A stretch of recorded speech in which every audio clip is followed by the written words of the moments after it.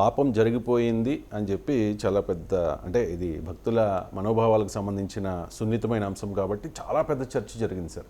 దేశవ్యాప్తంగానే కాదు, ప్రపంచవ్యాప్తంగా ఉన్న శ్రీవారి భక్తులంతా కూడా చర్చించుకున్న పరిస్థితి మీరు చెప్తున్నట్టుగా.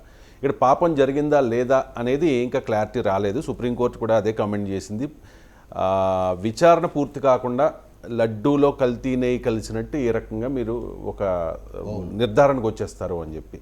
మరి పవన్ కళ్యాణ్ డిప్యూటీ సీఎం పాపం జరిగింది కాబట్టి ఆ పాపం ఏపీ ప్రజల మీద పడకూడదు కాబట్టి నేను ప్రాయశ్చిత్త దీక్ష చేస్తున్నాను అంటూ ఆయన దీక్ష చేశారు. ఆయన దీక్ష మధ్యలోనే కోర్టు వ్యాఖ్యలు కూడా వచ్చేసాయి.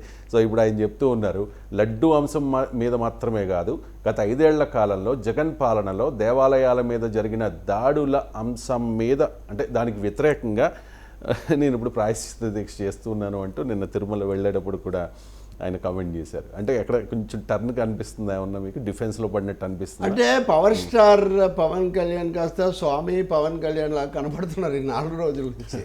ఆయన వేషభాషలు, ఆయన మాట్లాడుతున్నటువంటి తీరు, అది కూడా కాకుండా ఆయన ఒక రెడ్ బుక్ పట్టుకొని వెళ్ళారు.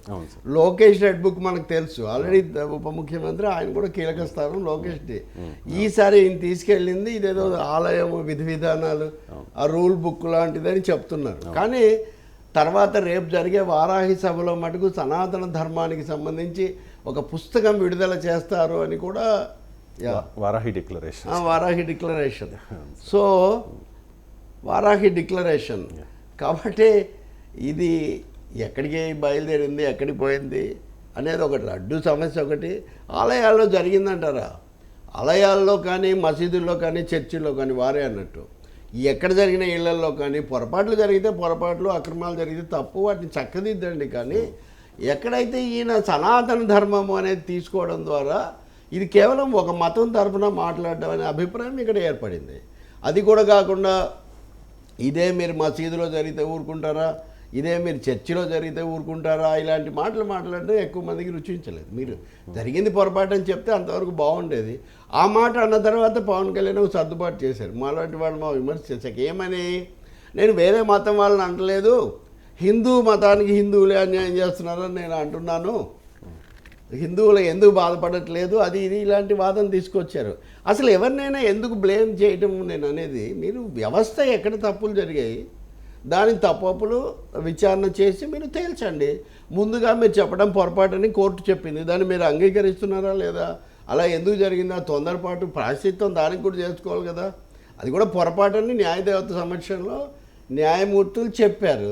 మరి దాని మీద దాడి చేస్తున్నారు. మరి అది పొరపాటు అంటే దాని మీద దాడి చేయడం ఇంకో పొరపాటు, రెండో పొరపాటు అనుకోవాలి. ఇంకా మూడో విషయం, ఆయన వ్యక్తిగతంగా వెళ్ళి ఆలయానికి వెళ్ళి ప్రాయశ్చిత్తం చేసుకోవచ్చు, లేకపోతే వేరే శాంతి చేసుకోవచ్చు, అవన్నీ ఆయన వ్యక్తిగతమైన విషయాలే. కానీ పబ్లిక్ డొమైన్ డిప్యూటీ చీఫ్ మినిస్టర్గా, ఉప ముఖ్యమంత్రిగా ఆయన ఒక రాజ్యాంగ బాధ్యతలో ఉన్నారు. ఒక రాజ్యాంగ బాధ్యతల్లో ఉన్నటువంటి అంటే ఓకే, డిప్యూటీ చీఫ్ మినిస్టర్ పదవి రాజ్యాంగంలో లేదు, కానీ మంత్రిగా ఆయనది రాజ్యాంగ పదవే.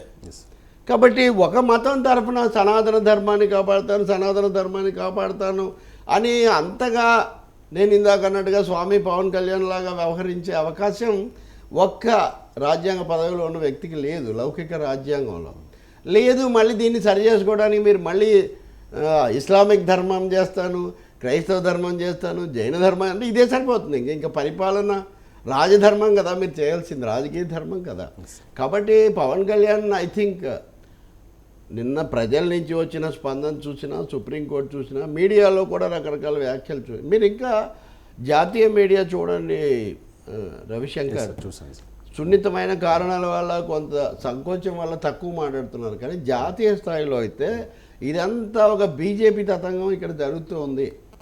భారీ ఎత్తున హిందుత్వ రాజకీయాలు ఆంధ్రప్రదేశ్లో దక్షిణాదిలో ప్రవేశపెట్టే పెద్ద ప్రయత్నం జరుగుతుంది. ఇంతకుముందు సౌత్ నార్త్ రెండుగా చూసేవాళ్ళు, ఇప్పుడు సౌత్లోనే 2 బయలుదేరినటువంటి ఒక పరిస్థితి కూడా కనిపిస్తుంది. నాతో పొద్దున్నే ఒక బీజేపీ నాయకుడు మాట్లాడుతున్నాడు, అంటే బాగా మోదీ అమిత్ షాలు వీళ్ళ దగ్గర వాళ్ళతో సహాయకుడుగా తిరిగే వ్యక్తి. ఏమని అంటే హర్యానాలో, మహారాష్ట్రలో, కాశ్మీర్లో సామాన్యంగా దెబ్బతినే అవకాశం ఉంది బీజేపీ. ఇది అయిన తర్వాత ఒక రీఅలైన్మెంట్, పునఃసమీకరణ కూడా జరిగే అవకాశం, కొన్ని మార్పులు కూడా వస్తాయి. అలా వస్తే ఆంధ్రప్రదేశ్లో కూడా వస్తే ఏం జరుగుతుందని కూడా వాళ్ళు ఆలోచిస్తున్నారు. ఇలాంటి సమయంలో పవన్ కళ్యాణ్ ఛాంపియన్ చేస్తే కూడా మంచిదే కదా, మనం చేయాల్సిందే అని కొంతవరకు పవన్ కళ్యాణ్కు. పురంధేశ్వరి కంటే పవన్ కళ్యాణ్ ఎక్కువ మాట్లాడడం మీరు గమనిస్తారు. సోమవీర్రాజు లాంటి వాళ్ళు అసలు మాట్లాడలేదు. ఆర్ఎస్ఎస్ నేపథ్యం అవి ఏం జరుగుతుంది ఏపీలో. కాబట్టి పవన్ కళ్యాణ్ రేపు వారాహి తర్వాత ఎలాంటి ప్రకటన చేస్తారు ఆయన మీరు ఒక ఆసక్తికరమైన విషయం గమనించండి. సనాతన ధర్మము దీంట్లో ఉన్న వివక్షలు వీటిని మనం ఎదిరించాలి అని చెప్పే ఉదయనిధి స్టాలిన్ సినిమా, ఆయనకు కూడా సినిమా నేపథ్యం ఉంది. ఆయన తమిళనాడు ఉప ముఖ్యమంత్రి అవుతున్నారు. సనాతన ధర్మాన్ని కాపాడుతానని చాలా వీరశైవంతో ఊగిపోతున్న పవన్ కళ్యాణ్ ఎట్లాగో ఉప ముఖ్యమంత్రిగా ఉన్నారు. సో యు సీ 2 పోల్స్, 2 ధ్రువాలు మీరు దక్షిణాది రాజకీయాల్లో చూడబోతున్నారు. రేపు వారాహి సభలో పవన్ చేసే రాజకీయ ప్రసంగం లేదా భక్తి ప్రసంగం ఏదైనా సరే దాని తర్వాత మనం ఆయన అభిప్రాయాలు ఎలా ఉన్నాయని దాని మీద పూర్తి అంచనాకు రాగలుగుతాం. ప్రజలైతే లౌకిక తత్వంతో ఉంటారు, తెలుగు ప్రజలు, ముఖ్యంగా ఏపీ ప్రజలు.